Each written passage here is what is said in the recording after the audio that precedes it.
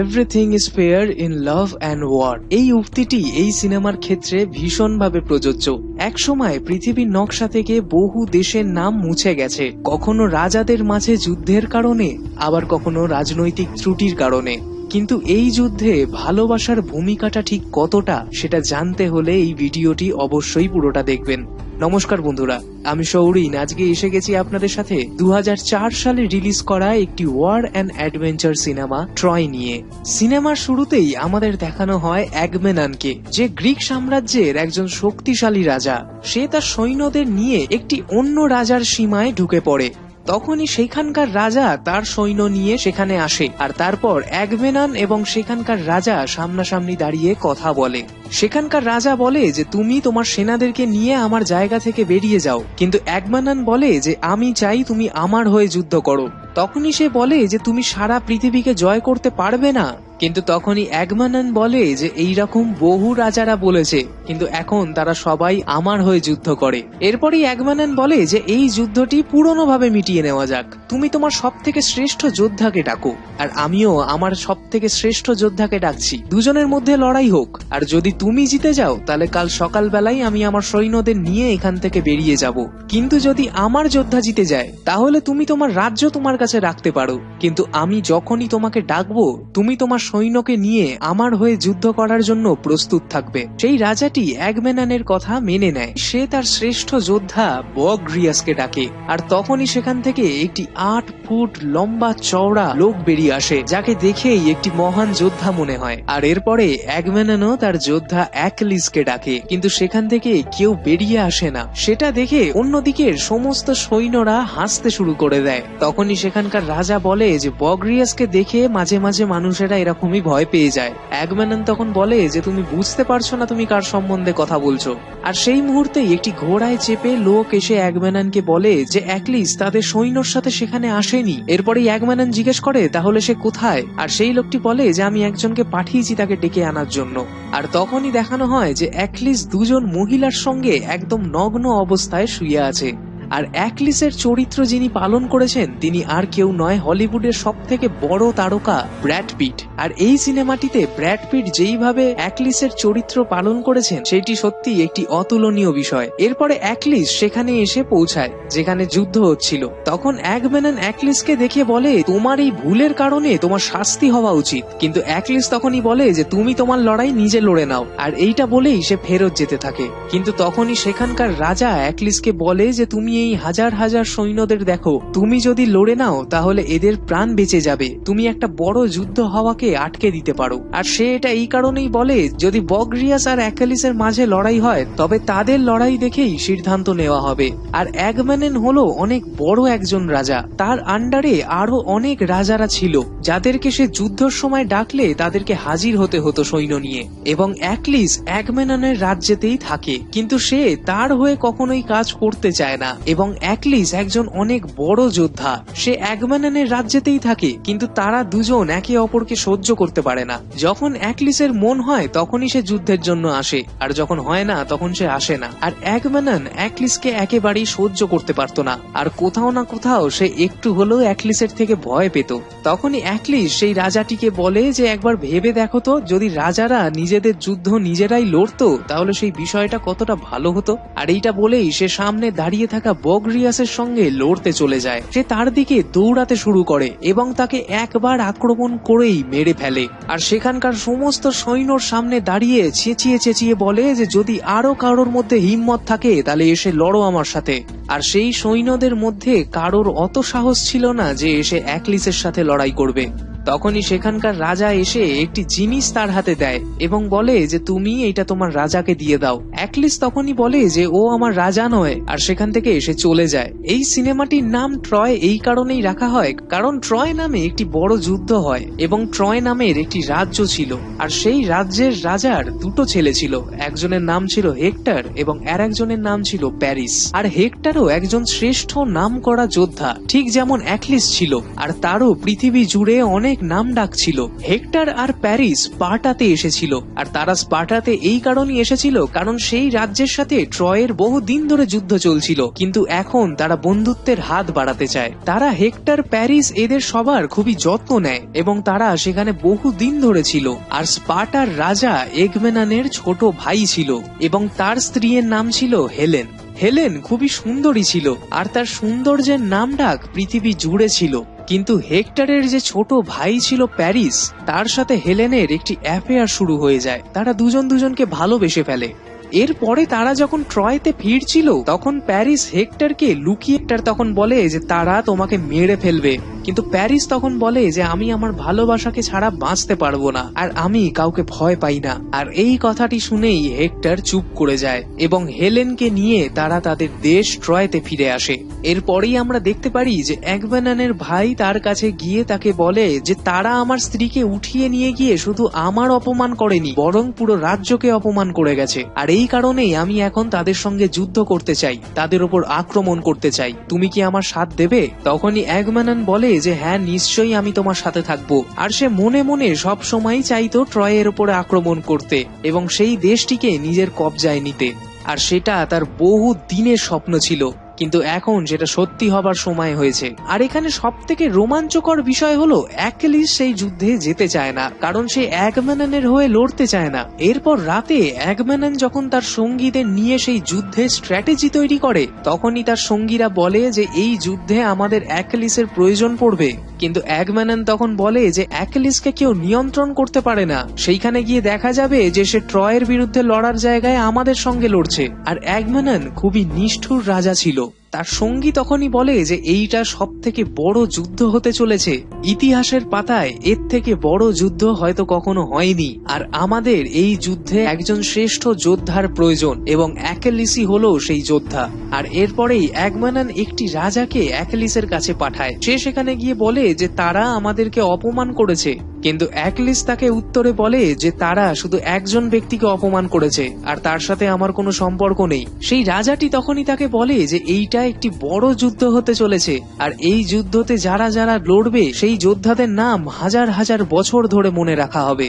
আর অ্যাকিলিসও চায় যে তার নাম বছর বছর অব্দি মনে রাখা হোক, যতদিন এই পৃথিবী রয়েছে। কিন্তু অ্যাকিলিস সেই রাজাটিকে কোনো উত্তর দেয় না। আর সেই দিনকেই সে তার মায়ের সঙ্গে দেখা করতে যায়। আর অ্যাকিলিসের মায়ের সম্পর্কে একটি কথা বলা হয় যে তিনি একজন ভগবান ছিলেন। আর বন্ধুরা, এইখানে আমি আপনাদের অ্যাকিলিসের সম্বন্ধে আরেকটি তথ্য দিয়ে দিই, যেটা এই সিনেমাতে নেই কিন্তু ইতিহাসে রয়েছে। যে অ্যাকিলিসের যখন জন্ম হয়েছিল, তার মা তার পা ধরে অর্থাৎ অ্যাঙ্কেলটাকে ধরে তাকে একটি নদীর জলে চুবিয়ে দিয়েছিল। আর সেই কারণেই তার সারা শরীর অমর ছিল, কিন্তু তার মা তাকে যেখানে ধরেছিল অর্থাৎ সেই অ্যাঙ্কেলটা, শুধুমাত্র সেইখানেই তাকে আক্রমণ করা যেত।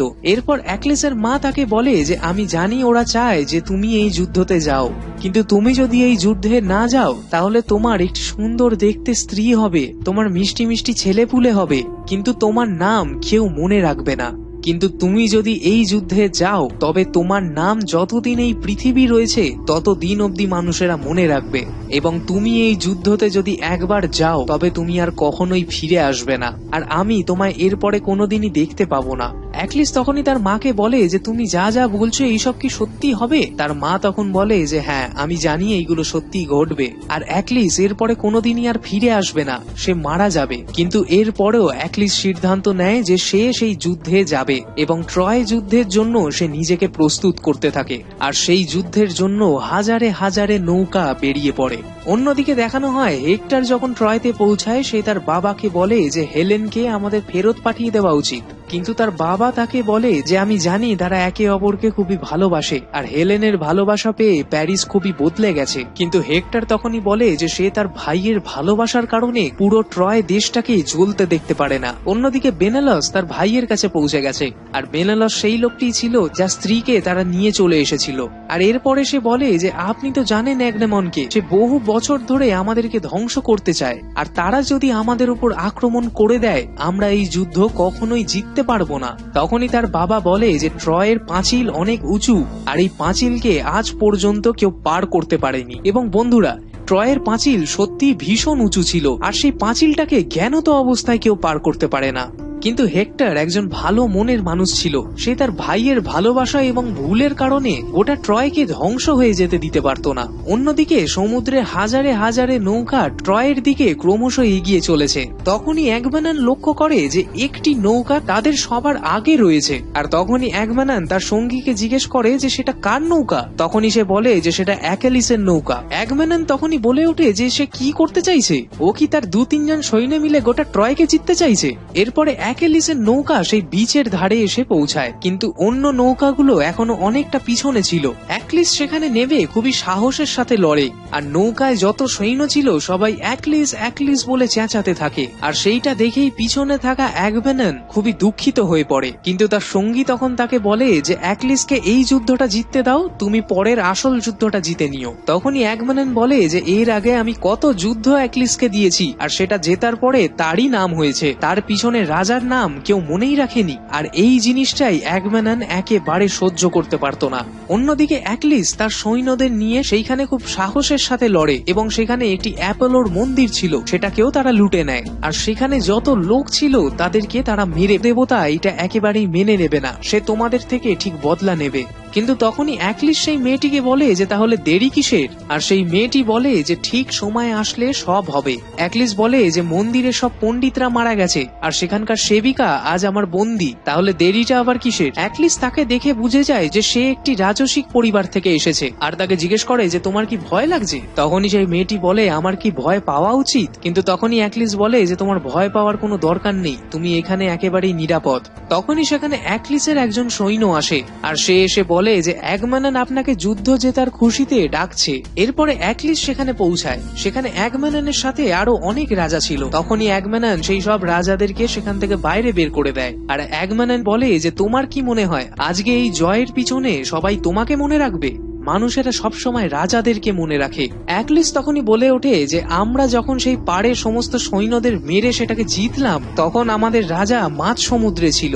অ্যাগামেমনন তখন বলে যে তোমার সৈন্যরা অ্যাপোলোর মন্দিরও লুটে নিয়েছে। অ্যাকলিস তখনই বলে যে তোমার যদি সেখান থেকে কিছু দরকার থাকে তুমি নিয়ে নিতে পারো, সেই সব কিছু আমার তরফ থেকে তোমার কাছে একটি উপহার। অ্যাগামেমনন তখনই বলে যে আমি অনেক আগেই নিয়ে নিয়েছি। আর এরপরই সে তার একটি লোককে ডাকে, আর তার লোক সেই মেয়েটিকে নিয়েই সেখানে হাজির হয়, যাকে একটু আগেই অ্যাকলিস বলে এসেছিল যে তোমার এখানে ভয় পাওয়ার কোনো প্রয়োজন নেই। তখনই অ্যাকলিস অ্যাগামেমননকে বলে যে তোমরা যদি এখান থেকে বেঁচে বাড়ি ফিরতে চাও তাহলে সেই মেয়েটিকে ছেড়ে দাও। কিন্তু তখনই সেই মেয়েটি চেঁচিয়ে বলে ওঠে যে একেই আজকে এখানে অনেক রক্ত বয়ে গেছে, আর আমি চাই না যে আমার জন্য এখানে আরো রক্ত বয়ে যাক। এরপরেই অ্যাকলিস চুপ করে যায়। আর এইটা দেখেই অ্যাগামেমনন একেবারেই চমকে যায়। সে বলে যে একটা সামান্য মেয়ে অ্যাকলিসের মতন মহান যোদ্ধাকে চুপ করিয়ে দিল।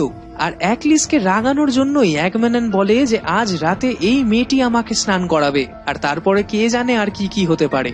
আর এই কথাটি শুনেই অ্যাকলিস আরো রেগে যায়। সে অ্যাগামেমননকে বলে যে আমি মরবার আগে তোমাকে মেরে যাব। আর এইটা বলেই সে সেখান থেকে চলে যায়। পরের দিন যখন তারা ট্রয়ের যুদ্ধের জন্য যায়, তখন অ্যাকলিসের কিছু কাছের সৈন্য যারা তার মতনই খুবই ভালো যোদ্ধা ছিল, তারা অ্যাকলিসের কাছে এসে তাকে বলে যে সবাই যুদ্ধের জন্য রওনা দিচ্ছে। কিন্তু অ্যাকলিস তখনই বলে যে আমাদের মধ্যে থেকে কেউ সেই যুদ্ধে যাবে না, আর আমরা এই যুদ্ধটা লড়বো না। আর অন্যদিকে সেই যুদ্ধের মাঠে একদিকে হেক্টর এবং তার ভাই প্যারিস আসে, আর আর একদিকে অ্যাগামেমনন আর তার ভাই আসে। সেখানে প্যারিস অ্যাগামেমননকে বলে যে এই যুদ্ধটা শুধুমাত্র হেলেনের কারণে হচ্ছে, কারণ আমিও তাকে ভালোবাসি আর তোমার ভাইও তাকে পেতে চায়। এই যুদ্ধটা হাজারে হাজারে সৈন্যদের সাথে না লড়ে তোমার ভাই আর আমার মধ্যে হোক, আমাদের দুজনের মধ্যে যে জিতবে সেই হেলেনকে নিয়ে যাবে। কিন্তু অ্যাগামেমনন এই কথায় রাজি হতে চায় না, কারণ সে তার ভাইয়ের স্ত্রীকে ফেরত আনার জন্য সেখানে আসেনি, সেখানে সে এসেছিল ট্রয়কে জিতবার জন্য। কিন্তু অ্যাগামেমননের ভাই তাকে বলে যে আমাকে এর সাথে লড়ে নিতে দাও, তাহলে আমার বদলাও পূরণ হয়ে যাবে, আর তুমি তারপরে ট্রয়ের উপর আক্রমণ করে দিও। এরপরে অ্যাগামেমননের ভাই আর প্যারিসের মাঝখানে যুদ্ধ শুরু হয়, এবং সে প্যারিসকে মেরেই ফেলতে যাচ্ছিল, কিন্তু তখনই সেখানে হেক্টর চলে আসে আর অ্যাগামেমননের ভাইকে সে মেরে ফেলে। আর অ্যাগামেমননের হাতে তখনই একটি বড় সুযোগ এসে গেছিল, সে ট্রয়ের বিরুদ্ধে যুদ্ধ ঘোষণা করে দেয়। আর যেহেতু অ্যাকলিস তাদের সঙ্গে যুদ্ধে আজকে আসেনি, সেই কারণে তাদের হারের সম্মুখীন হতে হয়। অ্যাগামেমননের অনেক বড় বড় যোদ্ধারা সেখানে মারা যায়, আর তারা প্রায় হারতেই বসেছিল। তখনই তাদের সৈন্যরা বলে বলে যে আমরা এখানে এসেছিলাম তোমার ভাইয়ের স্ত্রীকে ফেরত আনার জন্য, কিন্তু আজ যখন তোমার ভাই নেই তাহলে তো এই যুদ্ধের কোনো প্রশ্নই হয় না। তখনই রাত্রেবেলা সেখানে একটি বৈঠক ডাকে অ্যাগমেমনন আর বলে যে আমাদের অ্যাকলিসের প্রয়োজন, আর আমাদের যেভাবেই হোক অ্যাকলিস এবং তার সৈন্য দলকে মানাতেই হবে। আর সে এটাও বলে যে এখন আমি তাকে যতই অনুরোধ করি না কেন অ্যাকলিস যুদ্ধ করবে না আমার হয়ে। তখনই তাকে প্রশ্ন করে যে সেই মেয়েটি কোথায়। অ্যাগমেমনন বলে যে তাকে আমি ছুঁয়ো পর্যন্ত নি, তাকে আমি আমার সৈন্যদের কাছে দিয়ে দিয়েছি।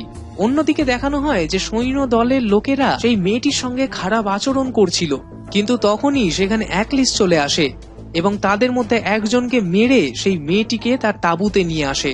সেই মেয়েটি তখন অ্যাকলিসকে বলে যে তুমি একজন মহান যোদ্ধা হওয়ার জীবন কেন বেছে নিয়েছো। সে বলে যে আমি বাঁচিনি, আমি জন্ম নিয়েছি আর আজ আমি একজন যোদ্ধা। এরপরে অ্যাকলিস তাকে জিজ্ঞেস করে যে তুমি তোমার সারা জীবন ভগবানদের সেবা করার জন্য বেছে নিয়েছো, তাহলে তুমি যুদ্ধের দেবতার ব্যাপারে কি বলতে চাও যে নিজের হাতে মারা লোকেদের চামড়ার চাদর পাতে। সেই মেয়েটি তখনই তাকে বলে যে আমি শুয়ে পড়ে, কিন্তু রাত্রিবেলা সেই মেয়েটি অ্যাকলিসকে মারার জন্য একটি ছুরি নিয়ে আসে, কিন্তু চোখ বন্ধ করেই অ্যাকলিস বলে যে তুমি আমায় মেরে ফেলো। সেই মেয়েটি তখন বলে যে আমি যদি আজকে তোমায় না মারি তাহলে তুমি আরো অনেক লোকেদের মেরে ফেলবে। অ্যাকলিস তখনই বলে যে হ্যাঁ ঠিকই, আমি তো এমনটাই করব। কিন্তু সেই মেয়েটি তাকে মারতে পারে না, বরং তারা শারীরিক সম্পর্কে জড়িয়ে পড়ে আর তারা দুজন একে অপরকে হয়তো ভালোবেসে ফেলেছিল। আর এইবার অ্যাকলিস সিদ্ধান্ত নিয়েছিল যে সে যুদ্ধ করবে না আর সে ফেরত যাওয়ার প্রস্তুতি নিতে থাকে। সে তার লোকেদের বলে যে নৌকাতে আমাদের সব জিনিসপত্র তুলে ফেলো, কারণ আমরা এবার বাড়ির পথে রওনা দেব।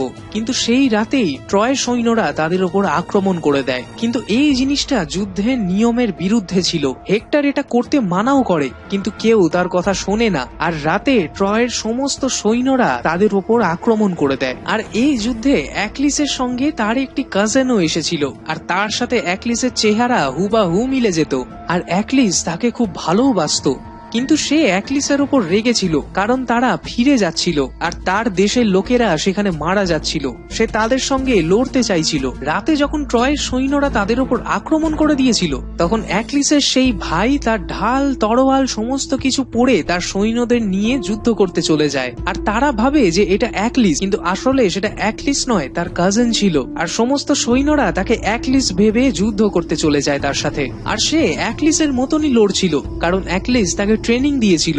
আর এবার তার হেক্টরের সঙ্গে সামনাসামনি হয়, কিন্তু হেক্টর তাকে মেরে ফেলে। কিন্তু তাকে মারার পর তারা দেখতে পায় যে সেটা আসলে অ্যাকলিস নয়, বরং তার ভাই। সেখানকার একটি রাজা বলে যে এটা অ্যাকলিস নয়, তার কাজিন। আর এরপর হেক্টর ফেরত চলে যায়। আর ফেরত যাওয়ার পর হেক্টর খুবই চিন্তিত ছিল। সে তার স্ত্রীকে একটি গুপ্ত রাস্তা দেখিয়ে দেয় আর বলে যদি পরিস্থিতি আরো গম্ভীর হয়ে যায় তুমি সবাইকে নিয়ে এখান থেকে পালিয়ে যেও। অন্যদিকে অ্যাকলিস যখন জানতে পারে যে তার ভাইকে হেক্টর মেরে ফেলেছে সে আরো বেশি রেগে যায়। আর পরের দিনকে সকালেই সে ট্রয়ের দেওয়ালের সামনে দাঁড়িয়ে পড়ে আর হেক্টরকে চেঁচিয়ে বাইরে আসতে বলে। তখনই হেক্টর সেখানে বেরিয়ে আসে। সে বলে যে যুদ্ধের আগে আমি একটি কথা স্পষ্টভাবে বলে নিতে চাই যে এই যুদ্ধে যেই জিতবে সে অপরজনকে যোগ্য সম্মান দেবে। কিন্তু অ্যাকলিস তখনই বলে যে সিংহ আর মানুষের মাঝে কোনো ডিল হয় না।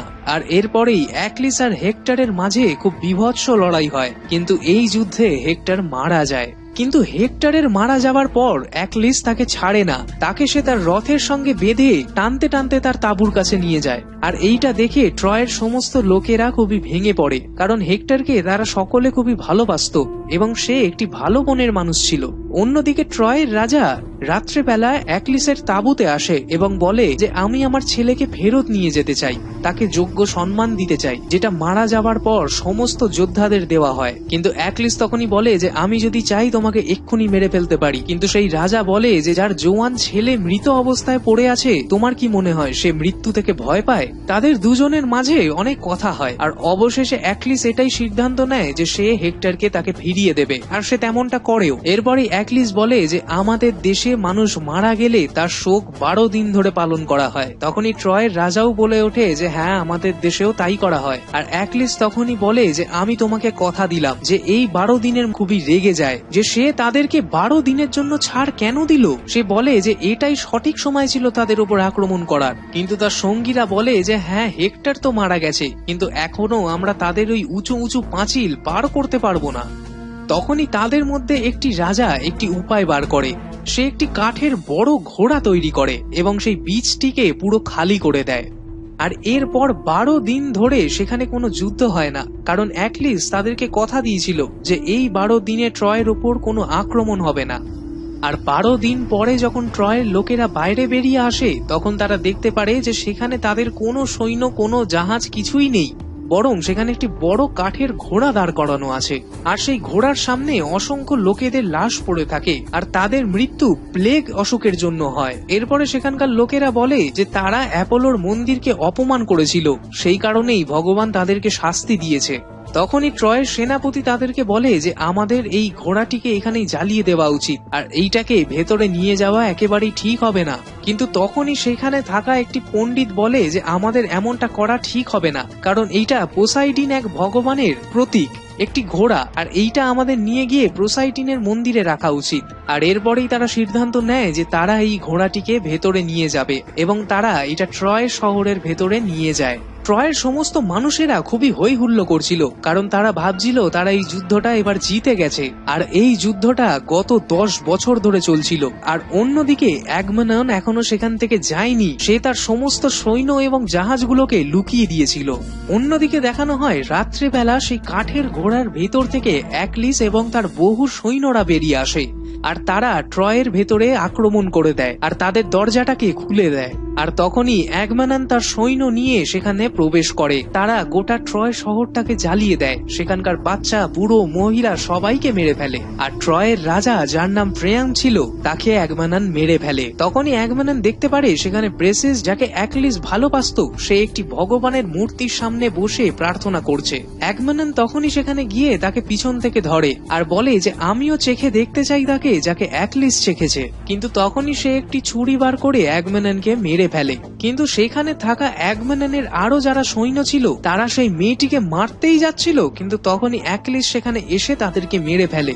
অন্যদিকে ব্রেসেস নিচে পড়ে যাচ্ছিল, কিন্তু অ্যাকিলিস তাকে ধরে নেয়। তখনই সেখানে হেক্টরের ছোট ভাই প্যারিস চলে আসে আর তাদেরকে দেখে নেয়। আর তখনই প্যারিস একটি তীর অ্যাকিলিসের সেই অ্যাঙ্কেলে মারে, আর সেই তীরটি প্যারিসের অ্যাঙ্কেলের আর পার হয়ে যায়। আর আপনাদের যেমনটা গল্পের শুরুতে বলেছিলাম যে অ্যাকিলিসের গোটা শরীর অমর, কিন্তু শুধুমাত্র তাকে তার অ্যাঙ্কেলের সাহায্যে মারা যেত। কিন্তু তবুও সে যন্ত্রণা সহ্য করে উঠে দাঁড়ায়, আর সে তার তলবার নিয়ে তার দিকে এগিয়ে যায়। কিন্তু ততক্ষণে দূর থেকে প্যারিস তার দিকে আরো 3-4টে তীর ছুড়ে দেয়, আর অ্যাকিলিস তার হাঁটু গেড়ে বসে পড়ে। কিন্তু প্যারিস যখন তার দিকে তীর চালাচ্ছিল, তার কাজিন তাকে চেঁচিয়ে চেঁচিয়ে বহুবার মানা করে, কিন্তু সে তার কোনো কথাই গ্রাহ্য করে না।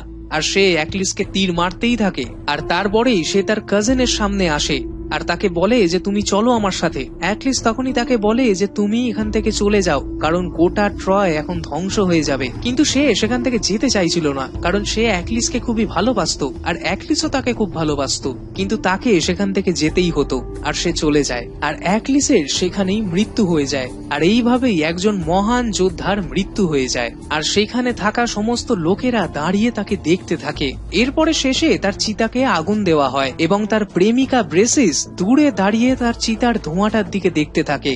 আর এইখানেই এই সিনেমাটি শেষ হয়ে যায়। তো বন্ধুরা, এই ক্লাসিক সিনেমাটিকে আমরা আপনাদেরকে খুবই কম শব্দের মধ্যে বোঝানোর চেষ্টা করেছি। আপনাদের যদি এই গল্পটি ভালো লেগে থাকে তাহলে কমেন্ট করে অবশ্যই জানাবেন।